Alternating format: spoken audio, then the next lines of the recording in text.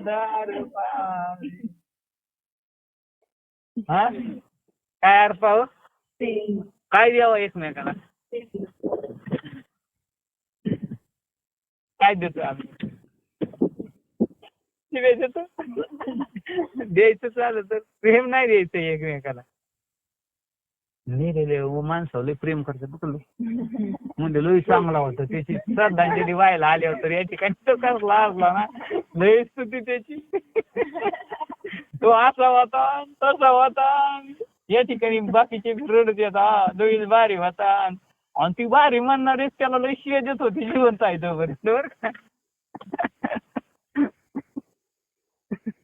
खरे म्हणजे पण जगाला काय द्यावं काय प्रेम द्यावा एकमेकाला काय द्यावं हा आपला काय धर्म आहे. म्हणून या ठिकाणी स्वधर्माचा महिमा मी सांगतो ते लक्ष देऊन ऐक रे उद्धवा. आता तू लक्ष देऊन ऐक त्या स्वधर्माचा काय महिमा आहे काय सामर्थ्य आहे त्याच्यामध्ये. खरे म्हणजे धर्माचरण हे पुरातन काळापासून मोक्षप्रदच आहे पण लोक त्याचा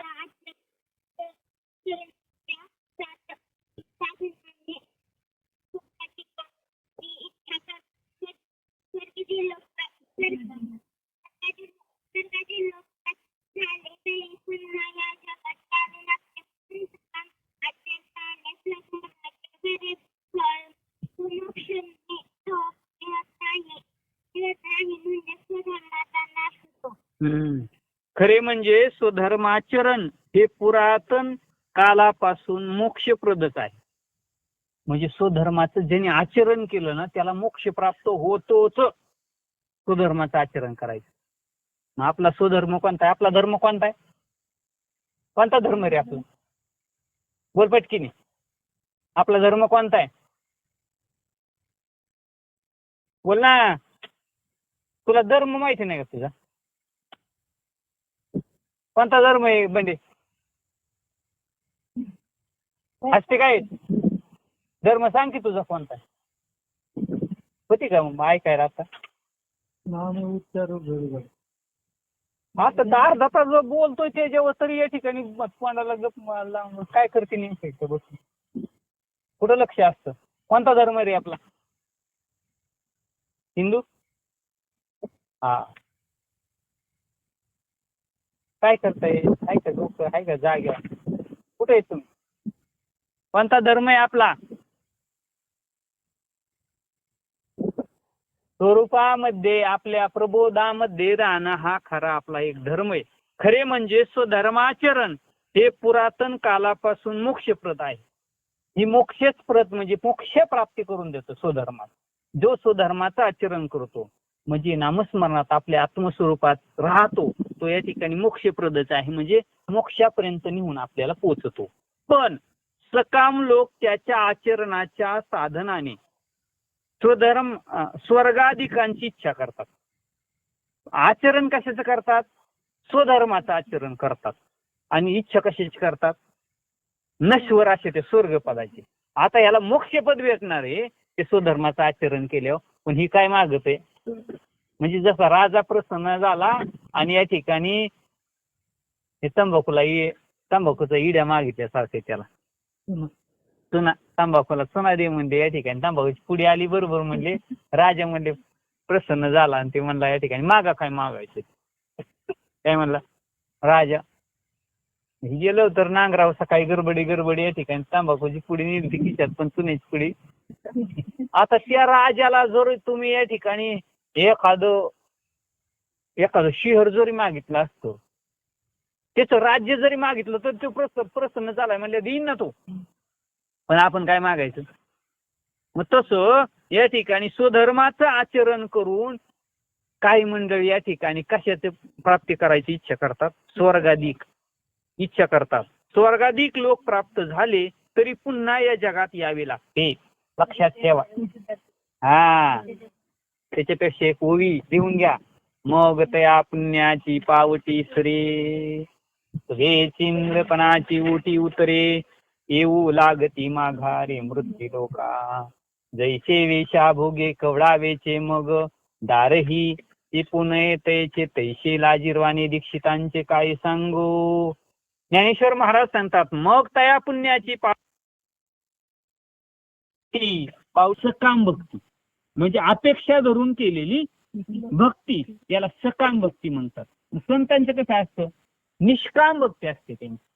देवाची भक्ती करायची परमार्थ करायचा पण कसा निष्काम कुठल्याही प्रकारची अपेक्षा नाही ठेवायची. काय जे काही परिस्थिती असेल त्या पद्धतीने जसं असेल तसं या ठिकाणी राहायचं. कोणापुढं हात पसरायचा नाही, कोणाकडे अपेक्षा करायची नाही. किंवा या ठिकाणी नारळ फोडतो आणि सगळ्या घरदाराला सुख माग देवाकडे गेला काय फोडला 5 रुपयाचा नारळ मागितलं काय 1,00,000-2 लाखाची वस्तू म्हणजे माझ्या दारा देवा 4 व्हीलर गाडी येऊ दे 5 रुपयाचं नारळ याला काय म्हणतात सकाम भक्ती. पण या ठिकाणी सकाम म्हणून सकाम आचरणाने स्वधर्माचे खरे फळ जो मोक्ष तो मिळत नाही. सकाम आचरणाने मोक्ष प्राप्ती होत नाही कधीच. जो कोणी परमार्थ अपेक्षा ठेवून करतो ना बरं का त्याला कधीच मोक्ष भेटत नाही.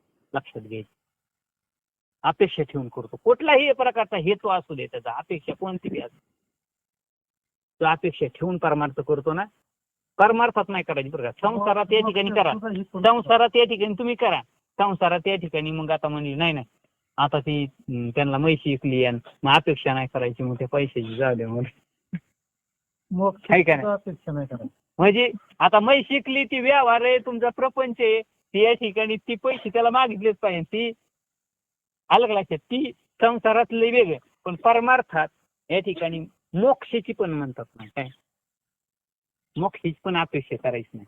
आपण कशासाठी परमार्थ करतोय कशासाठी करतोय पण तेव्हा आता मोक्षाची पण करायची नाही अपेक्षा. हा मोक्ष प्राप्त होणार आहे आपल्याला पण अपेक्षा धरून आपला या ठिकाणी तीच मोक्ष पहिलाच प्राप्त आहे. मोक्ष नाही का आपल्याला हा मोक्ष हा मोक्ष या ठिकाणी आपल्याला पहिलंच आहे. आपण पहिलेच मोक्ष मोक्ष या शब्दाचा अर्थ काय मोकळा आपण पहिलेच मोकळ येतं पण त्या जसं त्या बाब त्या झाडाला या ठिकाणी मिठी मारली ना फगर मिठी तसं या ठिकाणी मोकळाच आहे पण या ठिकाणी हे बांधून घेतलंय. मग आता ते प्राप्त करायचं का मोक्ष ते प्राप्त पण करायचं नाही म्हणून अपेक्षा नाही करायची. भक्ती करायची तर कोणासाठी करायची देवासाठी देवाची भक्ती करायची इतर कुठल्याही प्रकारच्या अपेक्षा. मग ते म्हणतात म्हणूनच सकाम आचरणाने स्वधर्माचे खरे फळ मोक्ष तो मिळत नाही. सकाम आचरणाने मोक्षाची पण इच्छा करायची नाही. मग तो मिळवण्यासाठी या ठिकाणी करायचंय समज आपल्याला भक्ती तर करायची अंतिम उद्देश सगळ्यात मोठं मागणं आहे मोक्ष देवा पण खरा भक्त आहे ना तो मोक्षाची पण अपेक्षा करतो म्हणजे स्वधर्माचा नाश होतो. जर या ठिकाणी स्वधर्म केला आणि अपेक्षा ठेवली सकामतेने स्वधर्म केला तर काय होतं स्वधर्माचा नाश होतो म्हणजे त्याचा काही फायदा होत नाही. याला दृष्टांत असा की एखाद्या ब्राह्मणाला एखाद्या सुलक्षणी हत्ती दान दिला तर तो ब्राह्मण म्हणतो मला हा पोपट नाही त्याऐवजी एक म्हातारा बैल द्या म्हणजे पोथ्या वाहून नेण्याच्या कामाला येईल. काय याला दृष्टांत असा आहे भगवान श्रीकृष्ण दृष्टांत देतात देव म्हणले एकाला या ठिकाणी काय झालं एखाद्या ब्राह्मणाला हत्ती दिला सुलक्षणी हत्ती दिला त्याला. आता हत्ती आता पूर्वीची या ठिकाणी ही हत्ती घोडे उंट ही काय संपत्ती असायची ना ही म्हणजे आज त्यावेळीचा हत्ती म्हणजे आता ही 4 व्हीलर गाडी हत्ती बसून जायला काय एक हत्ती दिला म्हणले एखाद्या ब्राह्मणाला एखादा हत्ती दान दिला त्याला बक्षीस दिला पण तो हत्ती तो काय म्हणतो माहिती का तो ब्राह्मण तो म्हणतो याला एवढं खायला कुठून आणू मी त्या हत्तीला किती खायला लागेल त्याचं किती मोठं पोट आहे त्यापेक्षा एखादा म्हातारा कोथारा बैल जरी मला दान दिला तरी चालेल म्हणजे जेव कमीत कमी पोथ्या वाहून तरी आता ते म्हणजे त्याला किती मोठं दान मोठं भेटलंय किती हत्ती भेटलाय म्हणजे मोठं दान भेटलंय आणि तो काय मागतोय, बारकं दान मागतोय. तसं आपलं झालंय. म्हणजे आपल्याला या निष्काम कर्माने आपल्याला काय होणार आहे, निष्काम कर्म करून स्वधर्माचरण केलं तर या ठिकाणी आपल्याला मोक्ष प्राप्ती होणार आहे. पण आपण मागतो काय, स्वर्गपदन, इंद्रपदन, हे खालचे पद. म्हणजे मर तुकडा बैल मागितल्यासारखे आपण.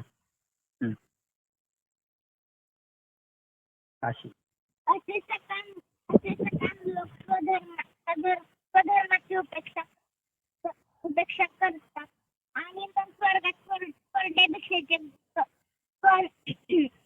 मागावयास धावतात किंवा हा, असे सकाम लोक स्वधर्माची उपेक्षा करतात. काय करतात ही, म्हणजे निष्काम न होता जे सकाम कर्म करून काय करतात, हे स्वधर्माची उपेक्षा करतात व समाजात कोरड्या भिक्षेचे कण मागावयास जातात. कोरड्या भिक्षेचे उपेक्षा करून, म्हणजे स्वधर्माची उपेक्षा करून कोरड्या भिक्षेचे म्हणजे या ठिकाणी एखाद्या ठिकाणी ताट वाढून ठेवले मस्त पंचपक्वानाचं, आणि ते ताट मी नाही खात म्हणणार, आणि म्हणणार या ठिकाणी देखील मला काहीतरी कण माग आहे एवढं तरी या ठिकाणी मुठभर ज्वारी तरी द्या, मुठभर ज्वारी.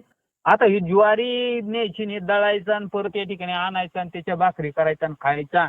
अर्थ आईचं ताट वाढून ठेवलं तुला. तसं स्वधर्माचं आचरण करून जर निष्काम भावनेने आपण स्वधर्माचं आचरण केलं तर आपल्याला लगेच मोक्ष प्राप्त होतो. किंवा कोणी घरी कांदे धुवून आणून दिली तर ती पोसायला जड जाते असे म्हणून एखाद्याने थोड्याशा काट्याच्या मोबदल्यात ती देऊन आपली हानी करून घ्यावी, तसे ते करतात. आता ही कामधेनू म्हणजे काय, कामधेनू ही अशी एक गायी आहे, ती जर आपल्या दारात जर असेल ना ती कामधेनू, तर ती गायी कामधेनू म्हणजे मनात जी कामना येईल ना ती काय करते, पूर्ण करते. म्हणजे मनात जी इच्छा येईल ती पूर्ण करते. तिला म्हणलं ना काय नाही आता मला इथं 10 बिल्डिंग पाहिजे, त्या गायला म्हणलं ना ती कामधेनू काय करते, आपली कामना काही बी म्हणून ती या ठिकाणी त्याला कामधेनू ही अशी दारात बांधलेली बरं का एक जणाच्या. आणि तो काय म्हणतो ही काय उपयोगीची म्हणला, ही दूध देत नाही काय नाही म्हणला या ठिकाणी. ती म्हणले मला लोटाभर ताक दे आणि ही गाय घेऊन जा तुला. आता किती मूर्ख म्हणायचा हा. तसं या ठिकाणी जे सकाम भक्ती करतात त्यांची उपेक्षा करतात. ब्राह्मणांना दिलेल्या सर्वश्रेष्ठ गायत्री मंत्राची उपेक्षा करून त्यांनी मंत्रतंत्र इत्यादी शूद्राचा धर्म आचरावा. ते ब्राह्मण सूर्याची उपासना, शक्तीची उपासना, गणपतीची उपासना अशा अनेक गौण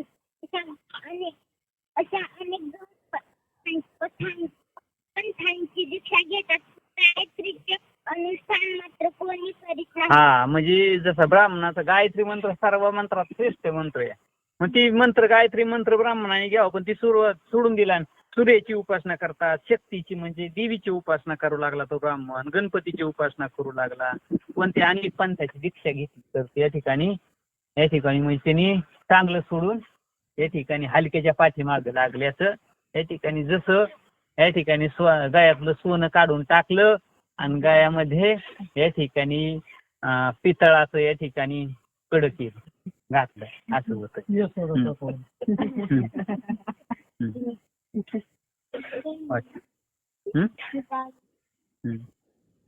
असे ब्राह्मण गायत्री मंत्राचे नाही असे ब्राह्मण गायत्रीचे सर्व श्रेय द्रव्यासाठी विकतात. गायत्री मंत्र म्हणण्याचा अधिकार स्वतःला असून दीक्षेसाठी विद्वान ब्राह्मणही मूर्खांच्या दारात लोळत असतात. अशी स्थिती झाली आहे. सज्ज रथात एखादा भित्रा बसावला तर तो रणांगणात जाऊन युद्ध करण्याऐवजी रथ सोडून पळून जाण्यातच त्याप्रमाणे भूषण म्हणजे शस्त्रसज्ज सगळे शस्त्रास्त्रांनी सज्ज असा रथ आहे, त्याच्यामध्ये ह्याला बसावला पण हा आहे भित्रा. तो म्हणतो या ठिकाणी ते पळून या ठिकाणी मला मारीन, गेलं तर सोडून पळून. आता ह्या ठिकाणी आणखी एक दुसरं उदाहरण आहे. या ठिकाणी एक असं रानात वस्ती होती आणि पुण्याला एक माणूस होता राहायला. आणि काय व्हायचं, त्या वस्तीवरती सारखी चोरी व्हायची. त्याच्या शेतातलं काय लुटून न्यायचे, शेत कापून न्यायचे असे चोर रात्रीचे. मग या ठिकाणी त्या शेटजीन काय केलं, त्या गाड्याला बंदूक घेऊन गेली आणि या ठिकाणी ती बंदूक घेऊन गेली आणि त्याला सांगितलं, म्हणले काय नाही, तू फक्त हे आले ना, फक्त बंदूक दाखवायची. फक्त तू जी बंदूक पाहिली ना, या ठिकाणी एक आवाज जरी केला तर या ठिकाणी चोर येणार नाही, पळून जाणार. या ठिकाणी त्यांनी दिली. मग या ठिकाणी चोर यायचे, काय हे सगळं लुटून यायचे, हे करायचे. मग या ठिकाणी त्यांनी काय केलं माहिती का, बंदूक या ठिकाणी म्हणजे या ठिकाणी चोर आलेत. मग आता त्यांनी म्हणजे बंदूक तर लय अनमोल म्हणजे एवढी मोलाची वस्तू दिली आपल्याला मालकाने, ठेवली लपून. बंदूक काय केली, लपून ठेवली. आणि चोर या ठिकाणी गेले सगळं घेऊन. ह्याला बी हाणलं बदाडलं निबार या ठिकाणी, तरी असं लपून ठेवायचं, कोणी बघू नाही चोरट्याने काय. आणि परत मालक आला आणि या ठिकाणी विचारलं, म्हणलं तू कसं काय या ठिकाणी तुझं एवढी बंदूक असून चोराने कसं काय चोरी केली, तुला या ठिकाणी हाणलं मारलं एवढं रक्ता बंबा केलं. म्हणलं बरं झालं मी लपून ठेवली नाही तर म्हणलं ती बी घेऊन गेली तू बंदूक मी आता बंदूक ह्याला दिली कशासाठी. आणि हे या ठिकाणी तसा शस्त्रास्त्र सज्ज केलेला रथ आहे म्हणजे, आणि भित्र्या माणसाचा दिला या ठिकाणी तो सोडून जसं पळून जाईल त्याप्रमाणे हे स्वधर्म दिलाय आपल्याला. आणि ते निष्कामता न प्राप्त करता आल्यामुळे सकामतेमुळे काय झाले, असं या ठिकाणी एवढं धन दिलंय पण ती कळा नाही आपल्याला. त्याप्रमाणे ब्राह्मणांच्या हृदयात असलेला जो मी वेदांचे ही ध्येय असलेले नारायण आहे, त्या माझा महिमा न जाणता ते द्रव्य घेऊन वेद पठण करतात. म्हणजे मला सोडून देतात हे ब्राह्मण म्हणले, वेद पाठ करीत बसतात या ठिकाणी. मी त्यांच्या हृदयात राहतो आणि ते ठिकाणी मला सोडून देतात. मी काय करतात, वेदाच्या पाठीमागे जातात. स्वर्गफलाच्या इच्छेने ते स्वतः किंवा दुसऱ्याकडून अनेक प्रकारचे प्रचंड यत्न करतात व आपल्या लोभाच्या कल्पनेने स्वधर्म बुडवितात. ज्या वेदात म्हणजे हे आता ब्राह्मण मंडळी नाहीत का, स्वर्गाच्या फलाच्या इच्छेने पुण्य करा म्हणतात. ब्राह्मण लोक काय सांगतात आपल्याला, सत्यनारायण घाला, पुण्य करा, दान धर्म करा. काय मग स्वर्ग फलाच्या इच्छेने स्वतः किंवा दुसऱ्याकडून अनेक प्रकारचे यज्ञ करतात. स्वतः यज्ञ करतात ते ब्राह्मण आणि दुसऱ्याकडून बी यज्ञ करून घेतात. म्हणजे आता मोक्षाचा मार्ग ह्या ब्राह्मणाने दाखवायला पाहिजे, काही यज्ञ या करून पुण्याचा मार्ग स्वर्गाचा दाखवायला पाहिजे. मग किती मूर्ख म्हणायचं. आपल्या लोभाच्या कल्पनेने स्वधर्म बुडवतात, लोभाच्या आशेने या ठिकाणी आपलं पोट भरतंय ना सत्यनारायणावर, म्हणून या ठिकाणी मार्ग जगाला कोणता दाखवायचा, स्वर्गाचा दाखवायचा. मोक्षाचा दाखवला तर आपल्याला काय फायदा आहे, या लोभा खातर असं करतात.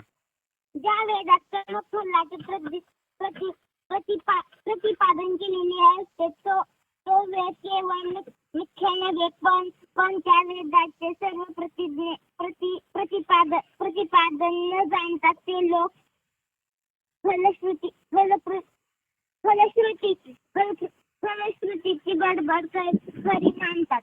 दृष्टांत मुलाने वाटेतील औषध द्यावे म्हणून त्याची आई त्याला चिमटीभर साखर देऊ करते, पण ते औषधाचे मुख्य फळ नव्हे. मुलाच्या पोटातील दुखणे नाहीसे व्हावे हा त्याचा मुख्य हेतू असतो. त्याप्रमाणे वेदाने जे स्वर्गादी फल सांगितले आहे ते माणसांची वृत्ती स्वधर्माचरणाकडे वळावी यासाठी आहे. कारण स्वधर्माचरणाने चित्तशुद्ध होत असते. हा, मग या ठिकाणी वेदांनी जो मार्ग सांगितलाय, काय ज्या वेदांनी कर्मफळाचे प्रतिपादन केलेले असते तो वेद केवळ मिथ्या नव्हे, पण त्या वेदाचे सर्व प्रतिपादन न जाणता ते लोक फलश्रुतीची बडबड करतात. मुलाने वाटीतलं असं कडू औषध असतं ना, लहान मुलाला कडू औषध असतं, गोळी असते, मग कडू गोळी खात नाही, मग काय करते आई, ती गोळी फोडती आणि या ठिकाणी त्याच्यामध्ये थोडी साखर टाकते, ती चमच्यात या ठिकाणी त्याला घेऊन अशी पाजते. मग या ठिकाणी तिला काय वाटतं, ही पोटात कसं का व्हायना, तिला साखर ह्याला आवडते ना, गोड आवडतं, कडू आवडत, पण ह्याला गरज कशी असते त्या कडू औषधाची. मग ती कडू औषध त्याच्या पोटात जावं म्हणून आईची तळमळ असते, आईला ज्ञान असतं, म्हणून या ठिकाणी ती कडू औषध गुळी आत जावं म्हणून त्याच्या बरोबर साखर देत असते त्याला नादी लावायसाठी. काय तसं वेदांनी या ठिकाणी स्वर्ग फल हे या ठिकाणी ही जी सांगितलेलं आहे ती कशासाठी सांगितलंय, पुढं मोक्षाला जायसाठी या ठिकाणी सांगितलंय, ह्यांनी पुढे जावा. आता बघा, मुलाने वाटीतली औषध प्यावे म्हणून त्याची आई त्याला चिमटभर साखर देव करते, पण ते औषधाचे मुख्य फळ नव्हे. साखर ही मुख्य फळ आहे का त्याचं औषधाचं, त्याचा रोग बराबर नाही मुख्य फळ. मुलाच्या पोटातील दुखणे नाहीशी व्हावे हा त्याचा मुख्य हेतू असतो. त्याप्रमाणे वेदाने जे स्वर्गादी फल सांगितलेले आहे, वेदाने म्हणजे तुम्ही परमार्थ केल्यानंतर स्वर्ग प्राप्ती होईल तुम्हाला, काय ही जी फल सांगितलेलं आहे ते माणसाची वृत्ती स्वधर्माकडे वळवायसाठी सांगितले. ही माणसाची धर्म कमीत कमी हिने पाप करतोय तो पुण्य करून स्वधर्माकडे वळतो, पुण्य करता करता तो स्वधर्माचं आचरण करेल म्हणून सांगितलेलं आहे. का स्वर्गाला जायचा मार्ग त्यांनी सांगितलेला नाही, वेदांनी पण ते सांगितलेलं नाही, पण लोक सगळे तेवढंच ऐकलं त्या वेदाचं. काय वेदांनी पुण्यकर्म करायला सांगितलं, स्वर्ग प्राप्ती करायला म्हणजे स्वर्गात जायला सांगितलं. स्वर्ग हे फळ आहे, कारण स्वधर्माचरणाने चित्त शुद्ध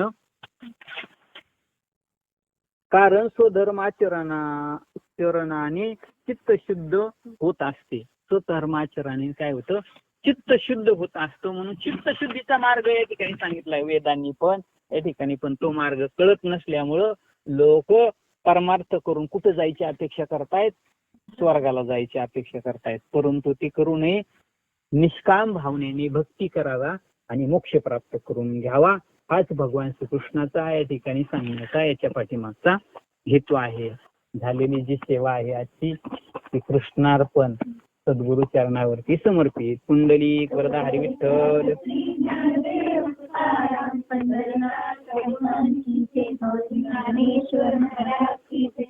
गुरु संत तुकाराम महाराज की जय.